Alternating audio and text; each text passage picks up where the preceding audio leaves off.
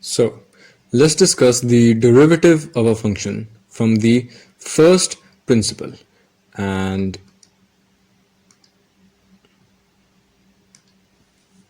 the first principle is also basically by definition. Oops, sorry.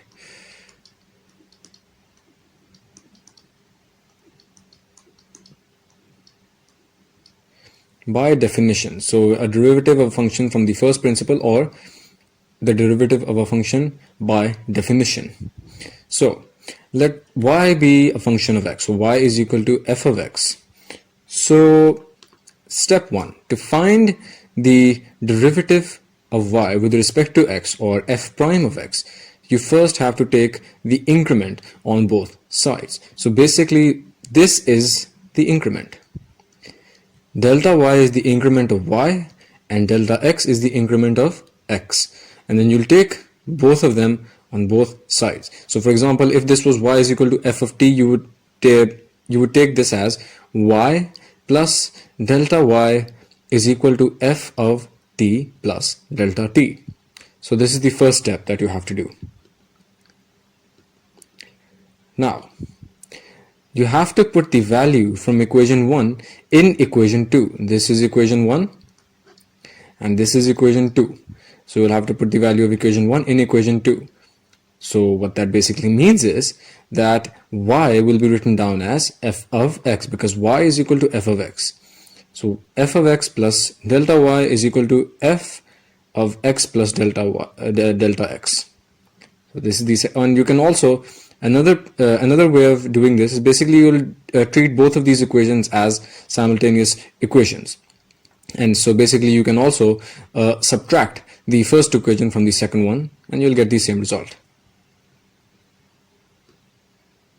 which is this here. Delta y is equal to, obviously this f of x will be subtracted on this side. So delta y is equal to f of x plus delta x minus f of x. So this is equation number 3.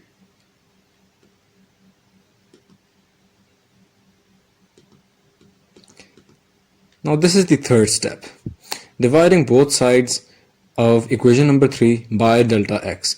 So when you divide this delta y on the left hand side by delta x, obviously you'll have to divide everything on the right hand side by delta x as well. And now did you see this here? This is exactly what we're looking for. Delta y by delta x is the derivative of y with respect to x. And so this is the formula that we discussed earlier.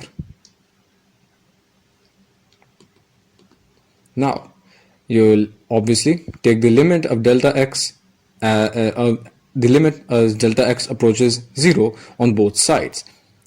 And so now you have the complete derivative of y with respect to x, and this is the formula.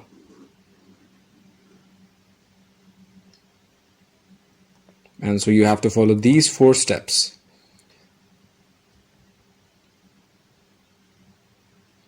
Now if this limit exists, it is called the derivative of f of x with respect to x, or the derivative of y with respect to x, because f of x is equal to y. And obviously this limit should exist, by the way. If this limit does not exist, this will no longer be a derivative.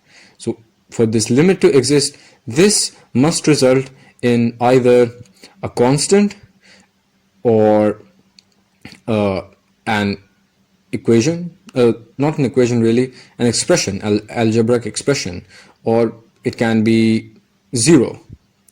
So this limit will exist when you can have all of these possibilities, any of these possibilities actually.